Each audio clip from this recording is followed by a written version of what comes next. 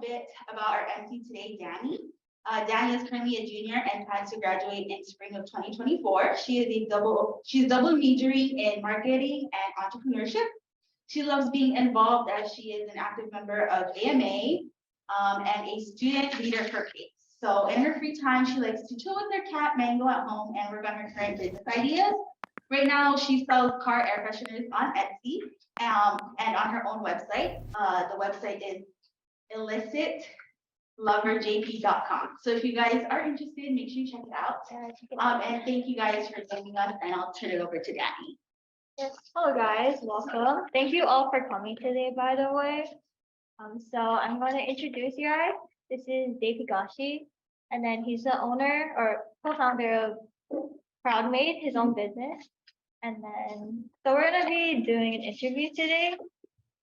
Okay, so why don't we start with the background? We just want you guys to know more about Dave before we get into his business. So the first question we wanted to ask was, where were you born and how were you raised? That's personal. I was born and raised here in Hawaii. Originally, I think I was born literally down the street somewhere, like a hospital.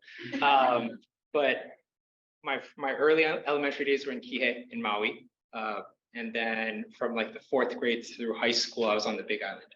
I lived in Waimea. If any of you have ever been there, it's a tiny little, like, really pretty town.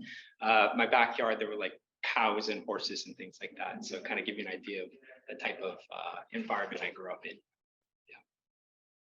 And then your parents, how did they kind of raise you? What was your upbringing? Okay, we're gonna go there. My parents, my dad ran hotels. So I actually grew up in the hotel industry. So he ran the McKenna Prince on Maui, and then he ran the Hapuna and the Mauna Kea Resort on the Big Island. So I grew up in hotels. This is gonna be a video. He wasn't really around that much. So I was actually raised mostly by my grandmother, who has really traditional Japanese values, right? And some of them, I'm just looking around, some of you probably understand what that means. But she was really strict, and she was really intense, and she was a scary lady. And I always followed the rules because of her. And then while you were growing up, what was your dream career as a kid? Totally irrelevant, but I wanted to be a paleontologist because I thought dinosaurs were cool. But I realize I have kids now. Like every kid thinks dinosaurs are cool. And yeah, that was my dream job. And then when you decided to go to college, what did you go to school for? When I first came to UH, I was actually in the School of Mechanical Engineering. I was admitted as a freshman, which doesn't happen too often.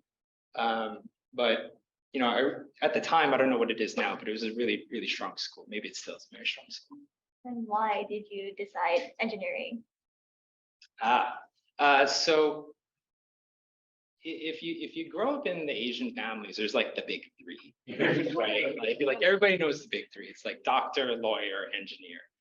And while my parents really didn't care what I did, it was more like whatever makes you happy, right?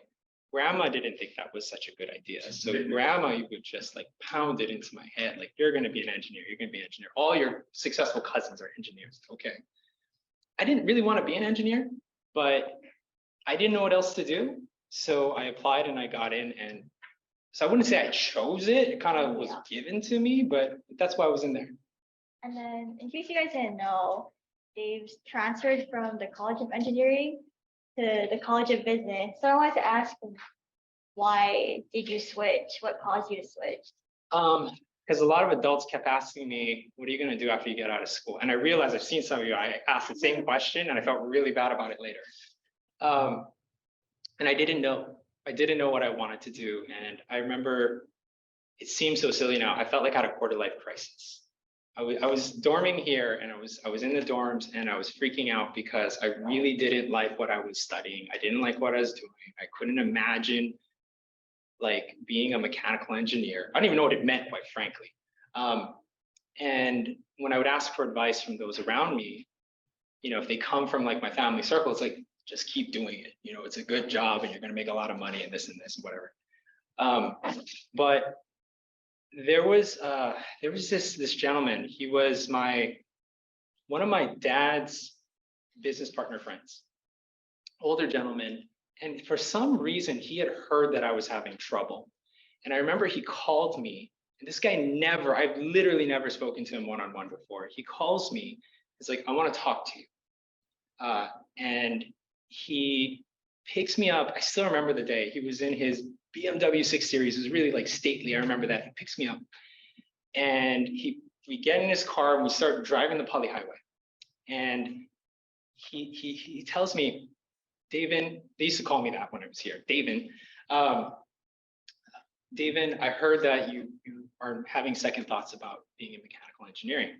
He was mechanical engineering by trade, and he became a successful business person here in Hawaii.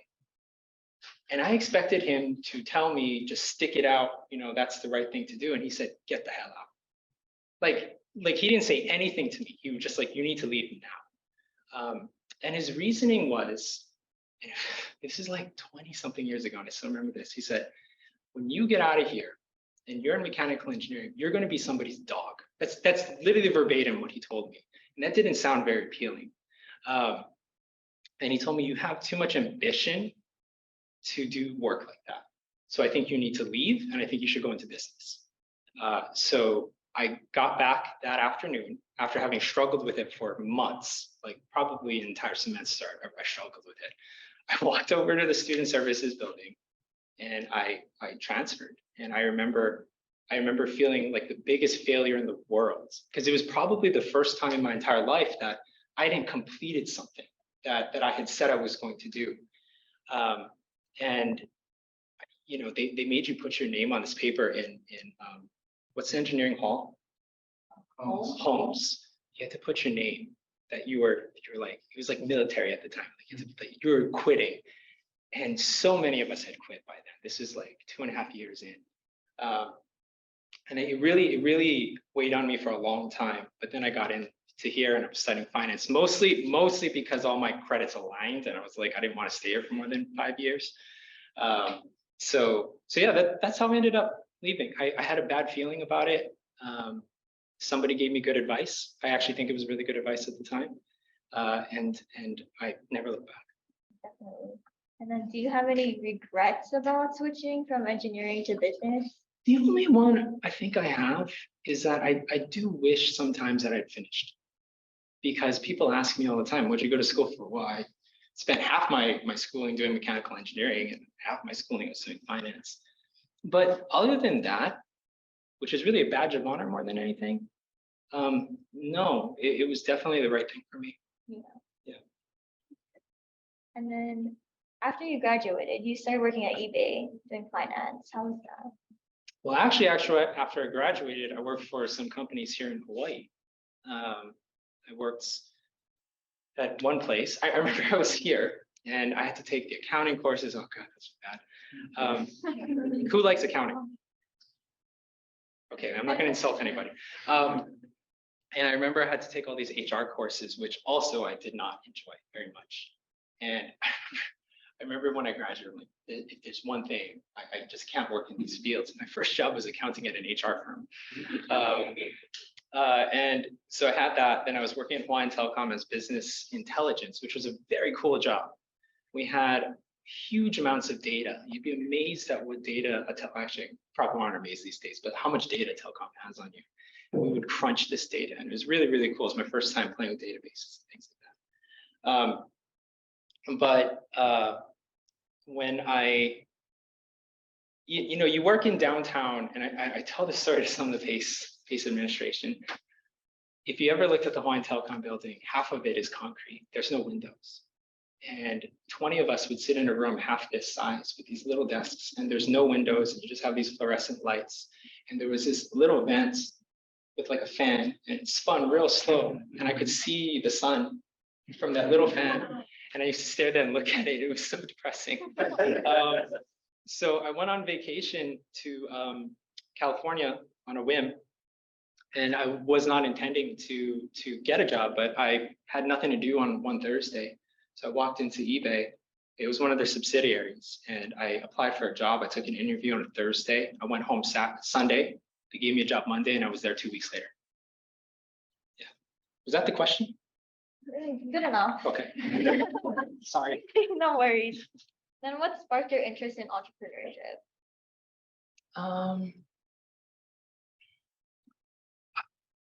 I think it might have always been there.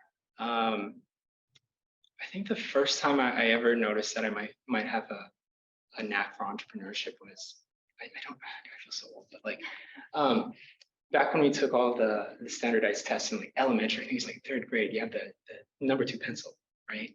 And I was sitting there because I remember I didn't have one that day and it felt really bad and I had to like find a number 2 pencil. And I was thinking, man, whoever has this business of these number 2 pencils like makes a lot of money. I wish paper would be such a great business. And that was when I was really young. And I think it's because my family had always had businesses. My grandfather had this plumbing business here in Honolulu. His claim to fame is he did all the plumbing for the Aloha Tower when that was built, right? That subsequently failed, and he had like a masseuse business later. And then my mother, she had like an ice cream shop, and that failed. And then she had a party supply store, and that failed. And then she had another ice cream shop. I don't know why she had a second one after the first one didn't do so good. So I think it had always been around it. And then by nature, I don't like doing things because someone says this is how it is done. I've always been like that, to my parents' dismay. And if I think something doesn't make sense and it could be done a different way, I ask myself, why can't I just go fix that? So I think I've always been like that, maybe. Yeah. And then later on, you decide to leave Hawaii and move to California, right? So then why did you decide to leave? Any of you thinking about that? Okay. Relevant question. It's kind of a 2-part question for me. I remember the phase in which I was thinking about it. I was in a concrete box and I didn't want to be there anymore. The first was very superficial. I took this interview and eBay literally offered me twice as much money for half as much pay. They had a kegerator, a ping pong table, and a foosball table, and they got me dinner every night. It was a really simple decision. Okay, but realistically, what had happened was I had been working on companies. The moment I left University of Hawaii, I had been building companies. I didn't have the skills for it. I don't know what the heck I was doing. And I was on like the 3rd version of a different company that was actually a fintech payments company. I know nothing about this stuff, right? But I figured if I took this job at eBay, I could go meet people at PayPal and maybe I could get some talents, right? And my first 2 companies didn't do so well because I had a hard time finding people like me. I had a very difficult time finding people like me. And it was frustrating that a lot of my peers, they didn't want to build business, or they didn't want to do something. They wanted to go work at what is the airline? Somebody help me. Flying Airlines, or one of the big companies, right? They just wanted to take that role, and that it wasn't for me. And so it felt like I kind of had to leave at the time. Yeah, so that's why I left.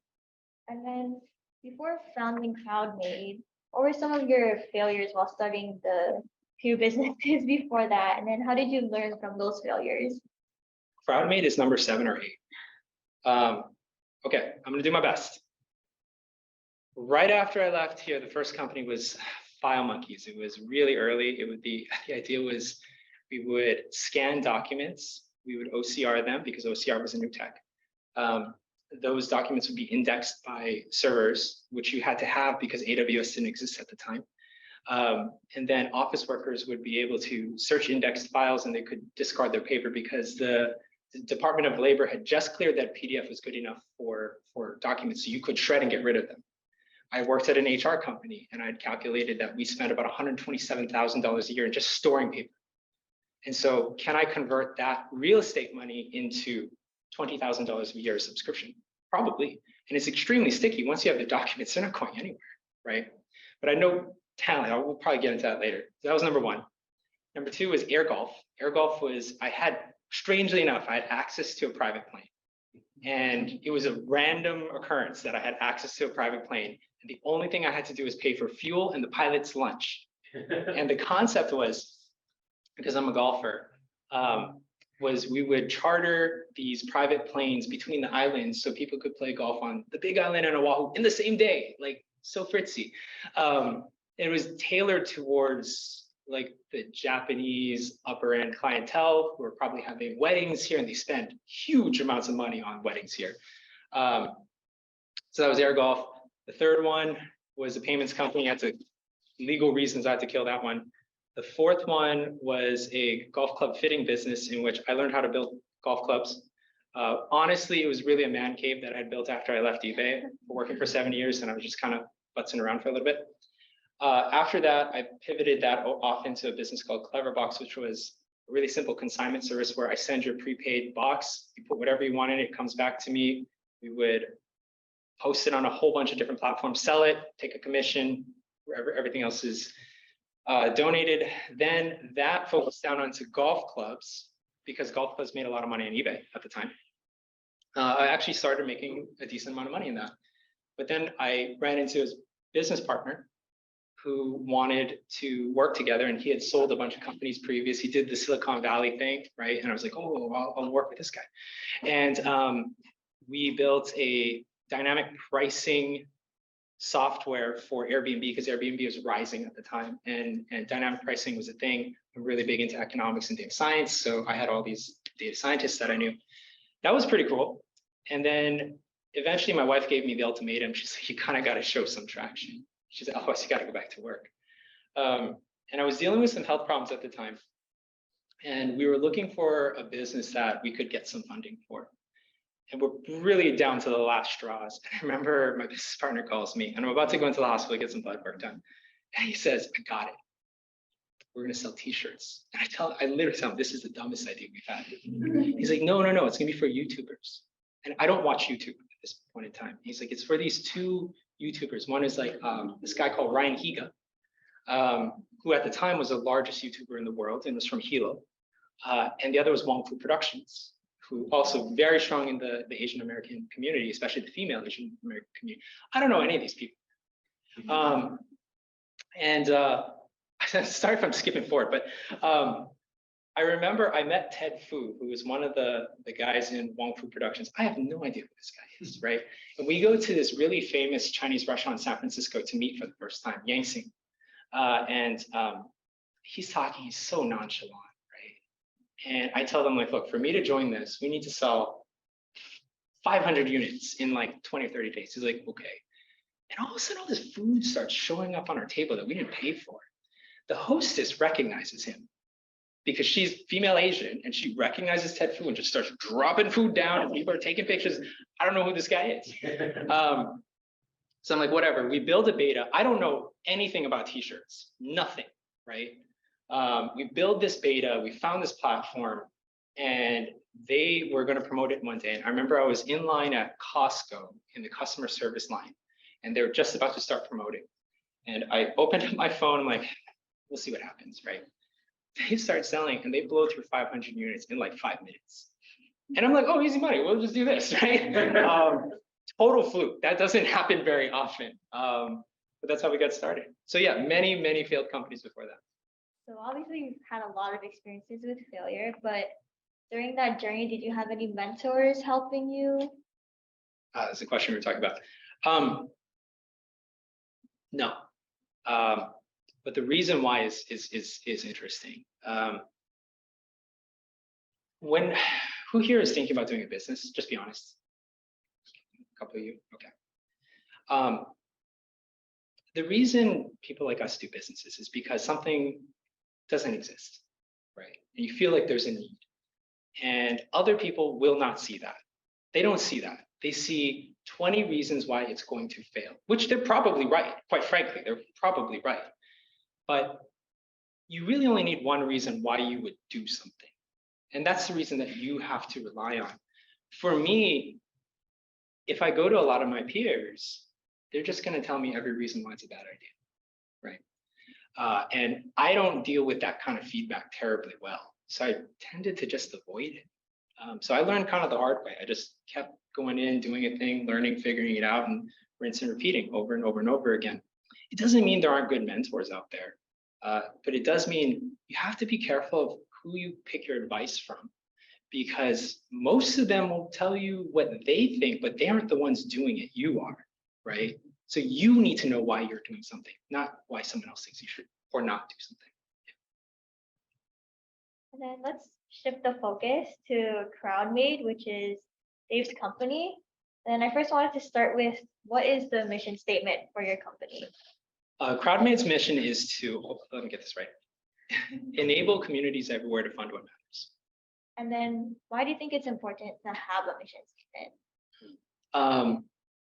I think it is the most important thing. And the reason I say that is I didn't have it all of those times. I can give you a reason why every single one of my companies failed. So File Monkeys, my business partner left, or Air Golf, the tourism department thought I wasn't safe. The fintech company, legal problems. I have a reason for every single one of them, but if I really look back on it, I didn't have a why I was doing something. I didn't have a story or a driving force behind why I was trying to do the thing I was doing. And had I had those, I probably would have stuck them out. They likely still would have failed, but the reality is I would have given them a better shot. Now, CrowdMade actually started with a very poor premise. And this is the biggest word of caution. A lot of things I'm saying is just my opinion, but this is the biggest word of caution is we started it because we thought we were going to make a lot of money, right?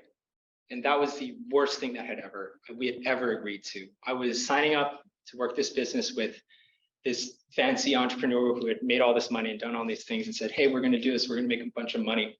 But the problem with that is when you bootstrap a company, you're probably not making money, right? It's probably pretty tough at that time. And when the money is not there, why are you even doing it anymore, right? Ultimately, half the team left. I stuck around purely out of just grit and responsibility. And I tried to create a mission statement because I thought, okay, I'm going to take over the company now because the previous business partner left. He was the CEO. And I'm going to do things differently because it felt hollow we were doing. So I made the biggest mistake, and I made this mission statement that was to create and connect. It was like to help our creators create the content they love and connect to the fans that love them. And the reason I did that was I had employees at that point in time, and I thought that they would like it. And I'm trying to retain them because when you're bootstrapping, you're likely not paying your people market rates at all. So they need a reason. But I fabricated the reason in reverse, right? And I thought it was good, and it wasn't. And then you fast forward to now, we have this mission that is now based on something that, as a culture and as a company, we really want to do. We really truly want to enable these communities to fund things. And through COVID, we had worked with elementary schools and churches and different things, and we realized our business is more valuable beyond just YouTubers who legitimately make a ton of money already. And our expertise, our experience, our skills, our operations can be lent to all these other communities to do really good stuff, make scholarships and do things like that. And because of that, I think the team is really well aligned. But to answer the question specifically, why is a mission important? I think there's three major things why you must have it. And if you don't have it, don't even start until you really know why you're doing something. The first that you probably can't tell now is it's an incredible sieve for talents. So you'll have all these people who might want to apply and work at your company. But those first couple of people who work for you, if you are not in the same plane of thought, it's really hard to do work, especially as a small team. If you've got a really great mission, they know why they're working for you. They 100% know why, and you know why they are working for you, right? It makes that a lot easier. The second thing that's really important is if you start attracting really motivated talents, one of the hardest things you're going to have to do is tell them no. Like, they've got this amazing idea. I've got all these incredibly motivated people on my team, and they'll give me an amazing idea, and I have to tell them no, right? And this happens on a daily basis. Like, literally before I came up here, it was a great idea. And if you have really high-performing people and you tell them no a lot, they're going to leave.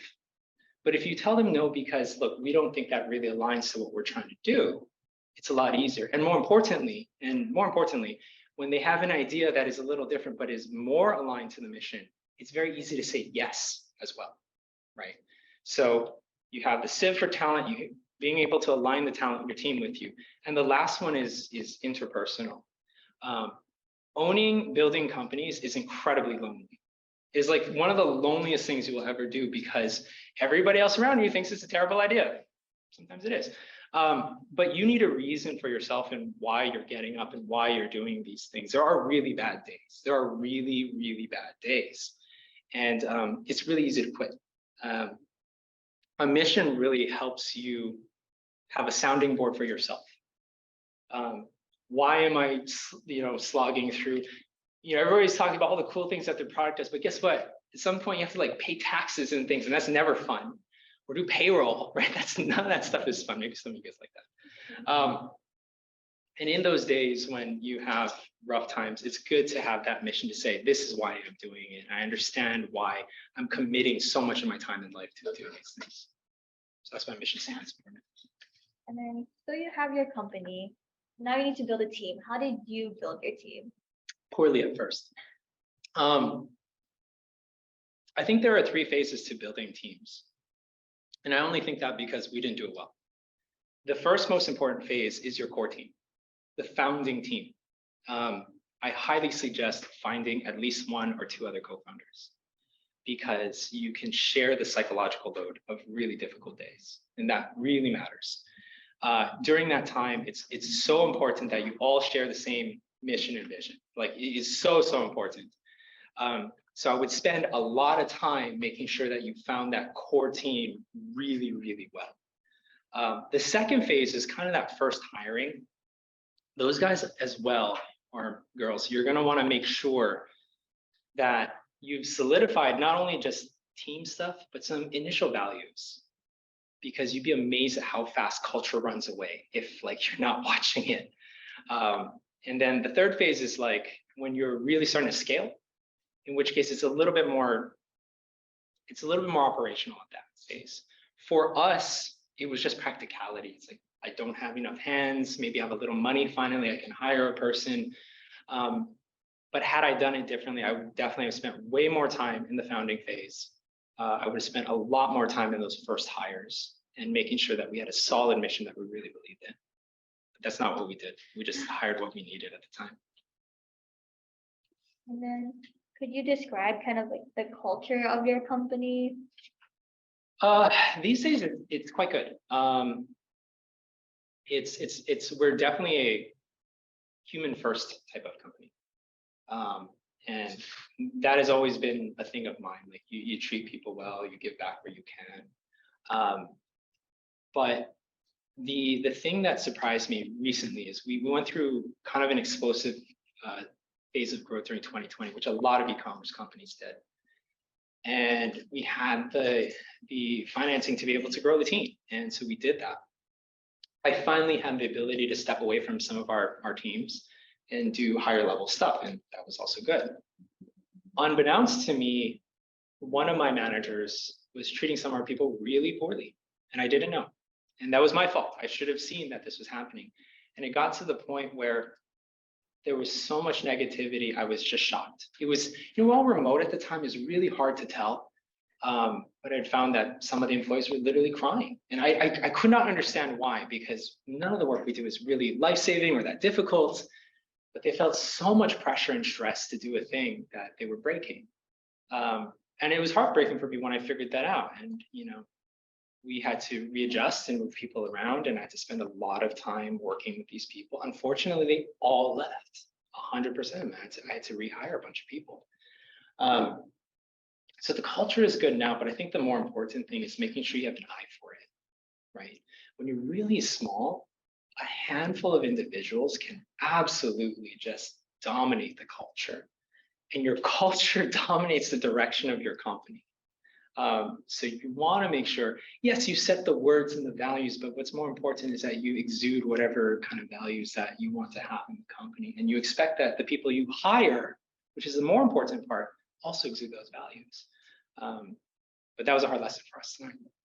And then I know a lot of people have a hard time trying to market their business? How does your business market? There's two ways that we do it. We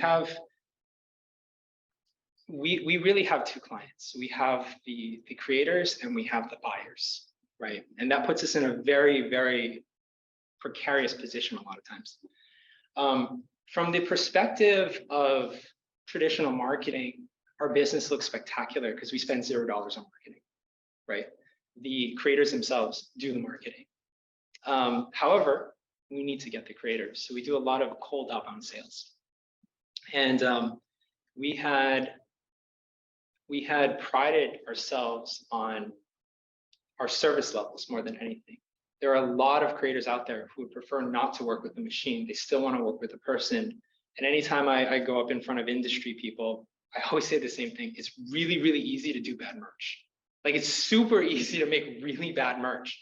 And a lot of our creators have run into that over their careers. And so they prefer to come to us because we have a lot of expertise and we can lend that expertise. But in order to show that we've, man,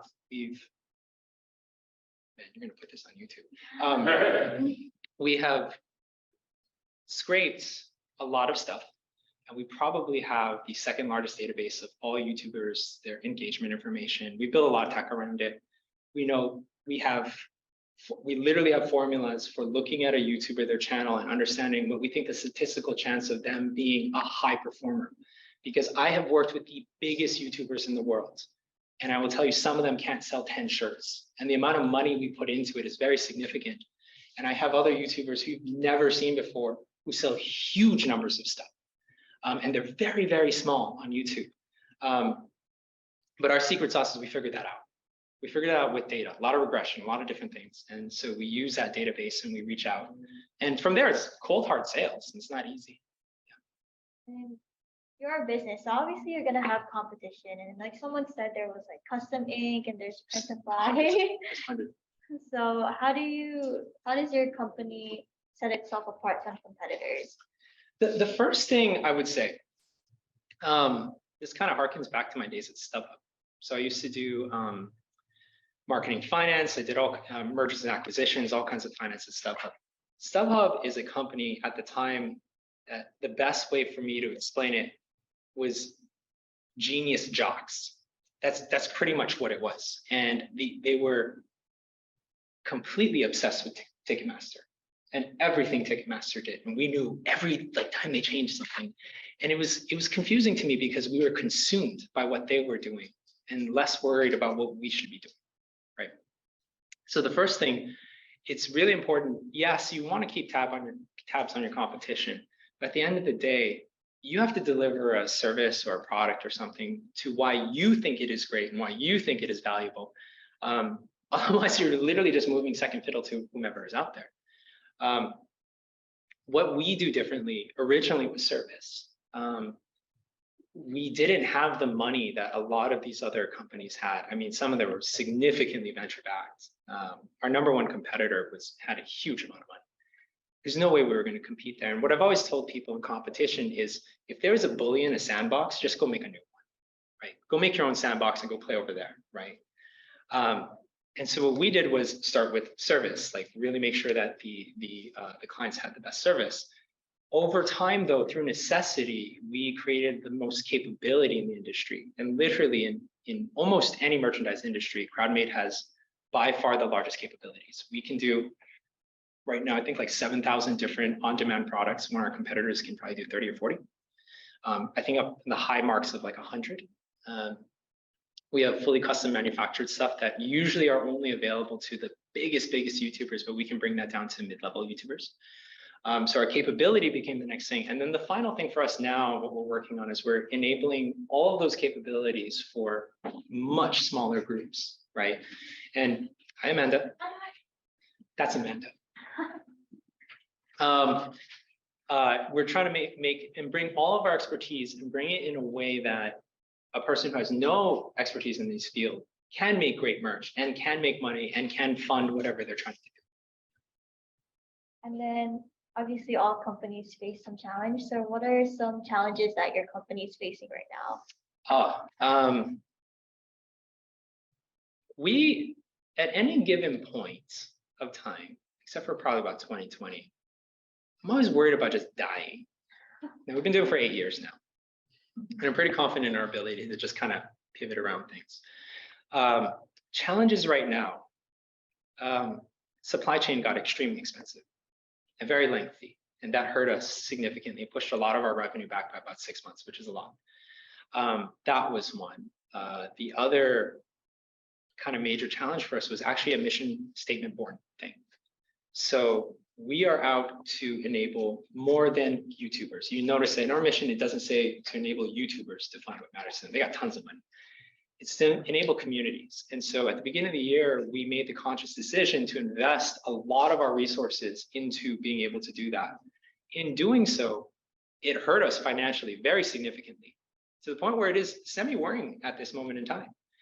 But we can stick to it because everybody in our team understands what we are doing and why we think that is bigger in the future than it is today. So one of the challenges right now is speed.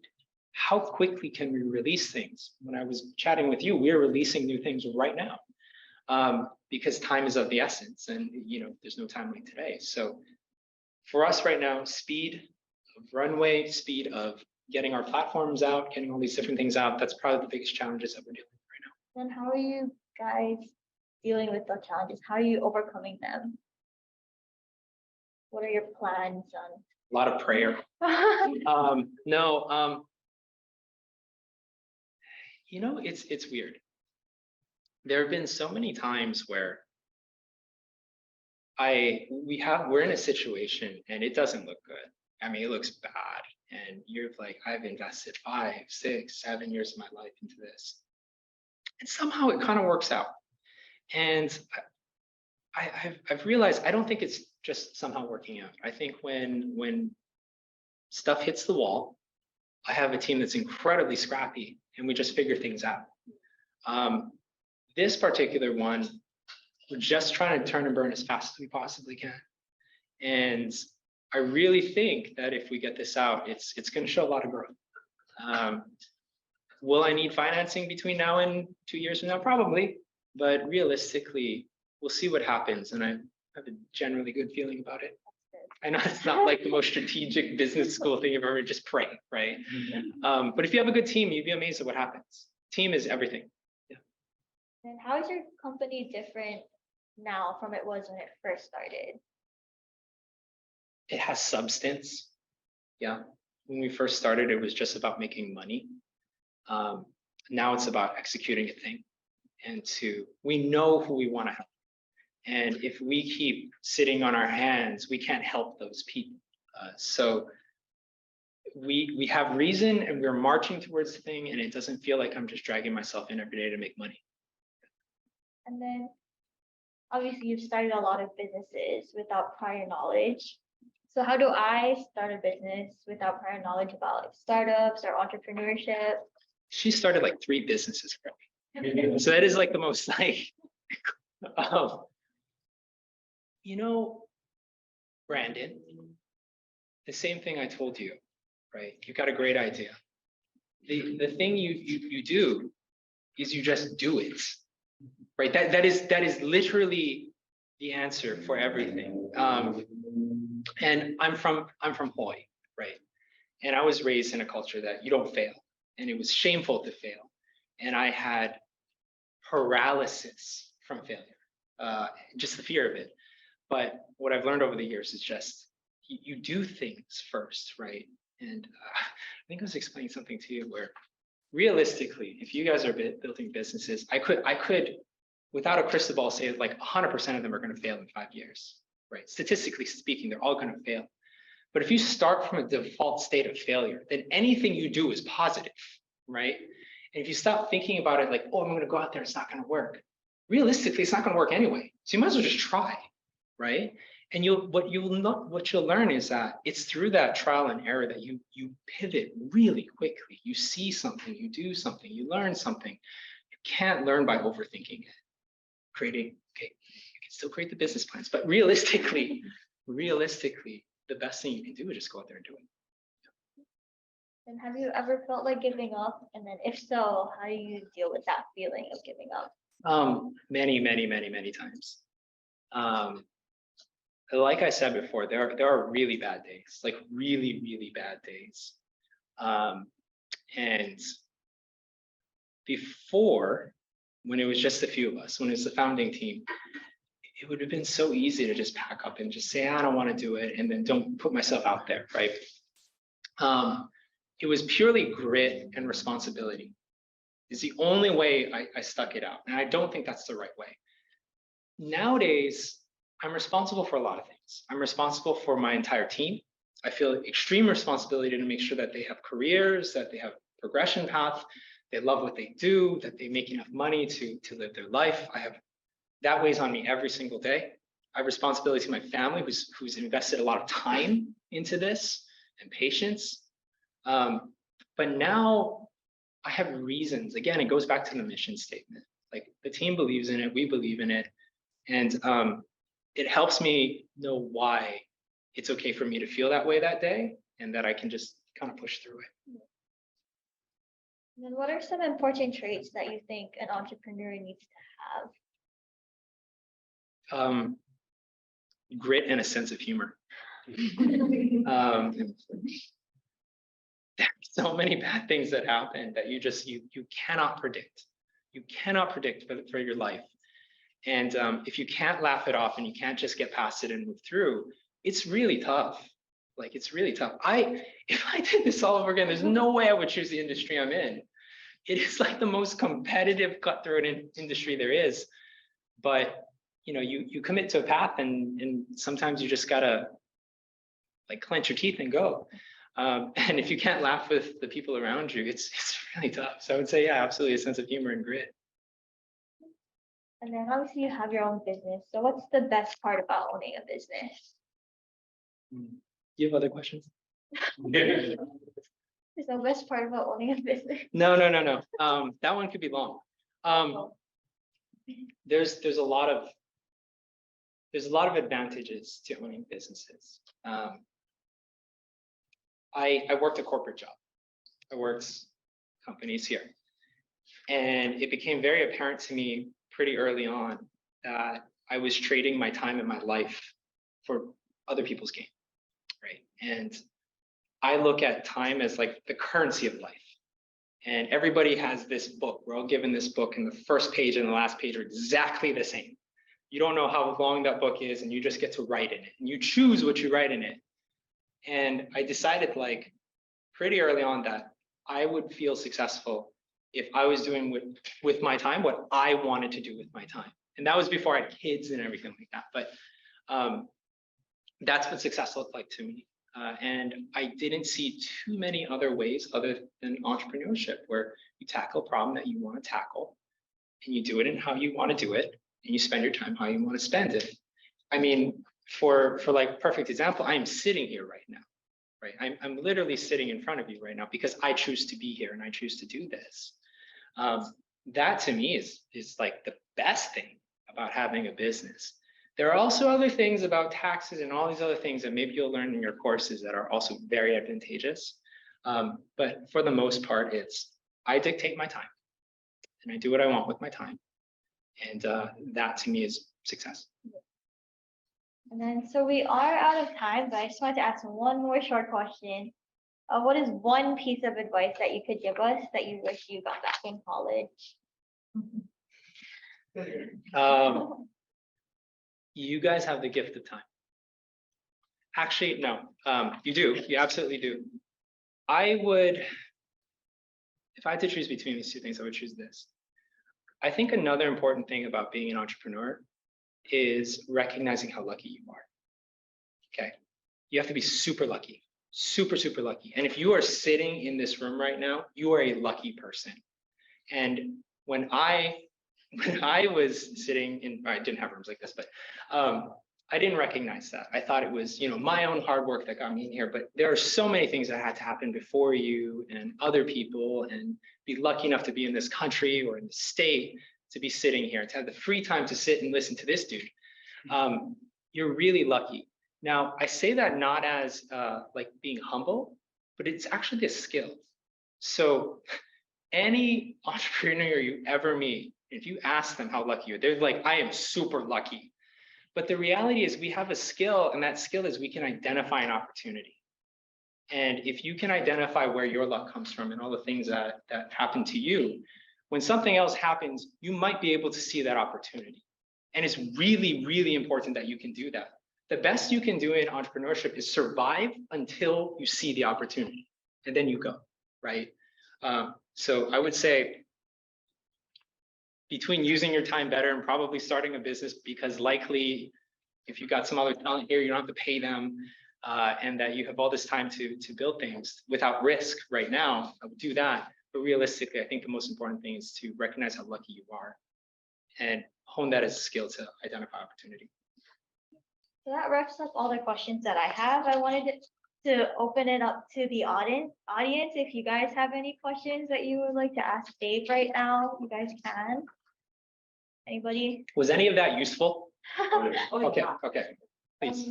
What key activities would you recommend graduating students to invest their time in during their last? That is so specific. I think it depends. If you are here to learn how to make a business, I would be making businesses right now. I would absolutely be making businesses right now. Depending on what schools you're in and what access to programs or what you have, I made the major mistake of just trying to rush as fast as I could through this school because I just didn't want to be here anymore.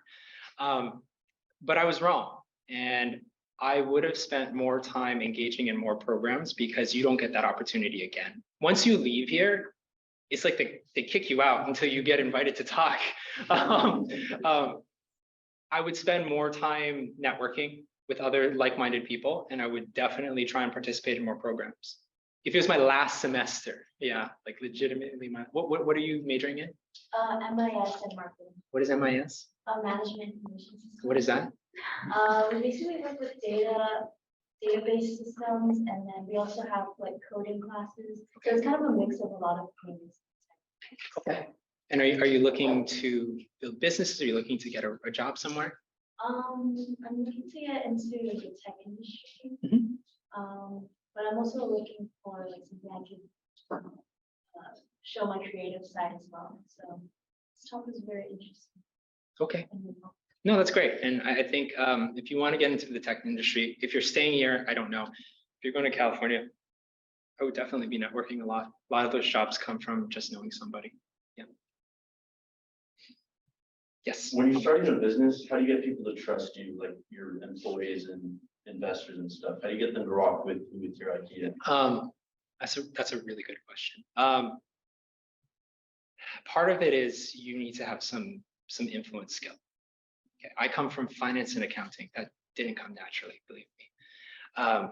But if you can tell a story, a really good story, you can get anybody to believe in what you're doing. But your job is not, a lot of people think influence is about picking a target and getting them to do what you want them to do. A lot of influence is about having a really good story and attracting the right people who believe in that story too. You can influence those people very heavily. But I would say if you're trying to build a business, you need to have a great story, right, behind your mission. I was thinking about you, by the way. You want to tell them about what you're trying to do? Yeah, sure.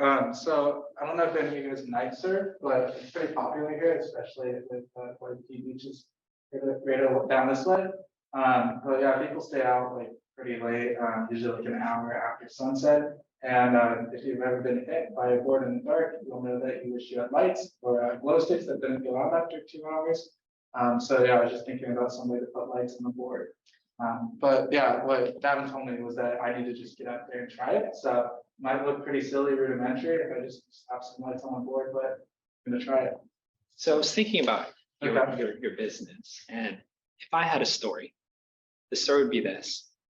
I love surfing at night.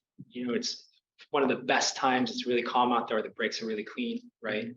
But too many of my friends have been injured by night surfing, and maybe somebody got hurt real bad, or maybe you got hurt real bad. And you know, you think that more people should be able to enjoy night surfing safely. And so your mission is to make it safer for people to enjoy surfing at any time, right? And you can tell that story. people will relate even if they don't know anything about night surfing, right? So that story is how he can influence people to do things. So I would say, make sure you have a mission and a story. Yes, Elsa. How long it take you to find your why, and how do you change it, or how do you know it was the right why for you doing that? It took me a long time because I only found it recently. It took, for me personally, it took a lot of failure too.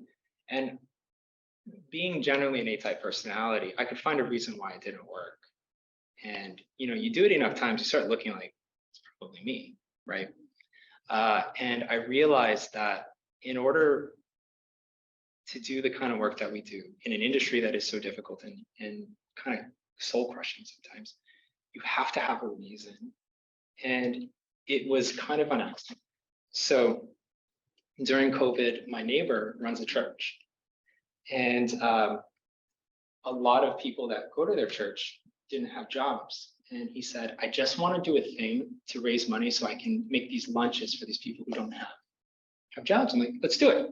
So we went to his congregation, and I built merch for him. He sold it. He made a bunch of money, and then he took it and made all these lunches for people.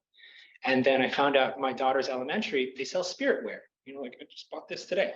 And I found out that they generally don't make money doing it. It's normally a lost situation, which blows my mind because public schools tend to need a lot of money. So why are they buying this stuff in inventory and not making money from it? And I have the ability to get them to make money. So we opened a store for our kids' elementary, and they made thousands of dollars, which was more than they had ever in the history of a 50-year-old school, right? And I realized it felt good. And I love the story behind it, and I love the meaning behind it. And I realized my team has amassed a huge amount of expertise and capability. If I can take that and give that to more people, I might actually be able to do some good stuff. So it took me a long time to find my why, but I would have spent more time figuring out my why, right? Like maybe Brandon has, before I get started. That's time absolutely well spent. I always say just go out and do it, but realistically, that's time very well spent. Anybody else have any questions for Dave? Yeah, go ahead, Tiffany. Okay, Tiffany first. So I noticed that you talked about influence earlier, so I'm just wondering how has our Asian American identity influenced your decision making or your company? It's the first time anyone has asked me that. I don't think it has. I grew up a little different. I didn't get into it with her question, but I grew up in Waimea. Waimea is dominantly Caucasian and or Native Hawaiian. I didn't have Asian friends. I was the only Asian kid. And I don't have an accent. I've always been this way. I used to be teased a lot because they're like, oh, you're from California or something like that, right? Because my mother would not allow it. She would not allow me to have any kind of accent. So I actually didn't really identify until much later. It wasn't until I met my wife, who's Chinese by descent. And I recognized that I did have a lot of these cultural nuances that I have gotten probably through my grandmother. But from a perspective of influence, I don't think it really had any. I mean, it probably did, but it's just not something that I'm conscious of. Was there something else you were looking for? Oh no, I was just wondering. Yeah. Amanda, your question. One thing you always get right. I usually buy local slippers. I mean, like what? What do you mean? Like, is there anything that you always come back to Hawaii, like you take back like some like morals, like aloha spirit of like, or like some thing that's like, this is what separates Hawaii from anything that I want.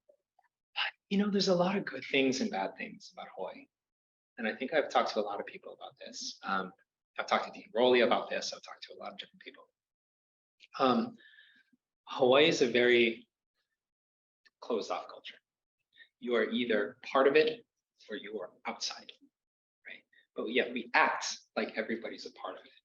And it's a farce. It's totally a farce. And I don't like that about it. And I think I really only noticed that after I left. And it's not like anybody treated me that way, but I have met a lot of people who lived here for most of their life, and because of their complexion, they're just not part of the community. And I don't think that's right. Yet we pride ourselves on being open and inclusive, but yet there is always this really thin barrier between cultural groups, or especially certain groups. That's a bad thing, right? And it also creates what I call the old boys network here in Hawaii, right? You know somebody, they get you into a thing, or you don't know somebody and you can't ever get into said thing. Government is one of those things. Politics is one of those things. We see it on campus. We see it everywhere. That is a thing I don't know how I'm going to do it. I'm hoping through like small businesses, we'll be able to and like innovation and technology, we'll be able to kind of break those down a little bit more over the years. On the flip side, I do think a lot of it happened recently. So one of my employees asked me, why am I so big on eco initiatives? I didn't know the answer to that. And I really do think it comes from growing up here, right? I remember if I saw somebody littering, that was no good, right? And a care for the land and a respect of all these different things. That is something I definitely have inside of my business. And I try and push towards my employees. It wasn't a conscious thing. I don't know if my kind of human forward, like mentality of stuff, like making sure the people are forward. I don't know if that comes from here, if it comes from me working in the Bay, because the Bay is very much that way. But maybe that's another thing I bring back. But I don't consciously do it. Yeah. Anybody else? Yes. What exactly did you do at eBay? A lot of things. So I came over originally as a very, very entry-level accountant. And I quickly rose the ranks up into controllership and FP&A. From there, I was brought into eBay's finance leadership development program. So out of our 800 finance professionals, they would take 6 every year, usually mid-career, director, senior manager, and they rotate us around for 2 years. So I worked in Ireland, I worked in Omaha, Nebraska. I've been through PayPal, StubHub, M&A, Treasury, tax. I've done everything you could do in finance. And eBay spent a lot of money training me, and then I left. That's what I did at eBay. I'm sorry, what's your question?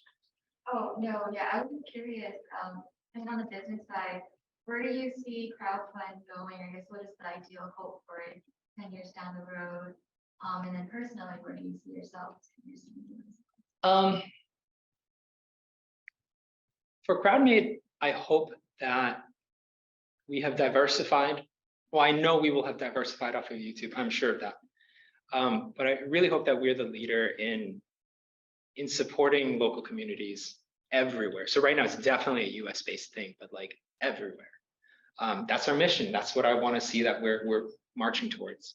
I want to be that name that you're thinking about doing a thing. We actually have another brand that I can't talk about that I'm going to be putting out there that I really love.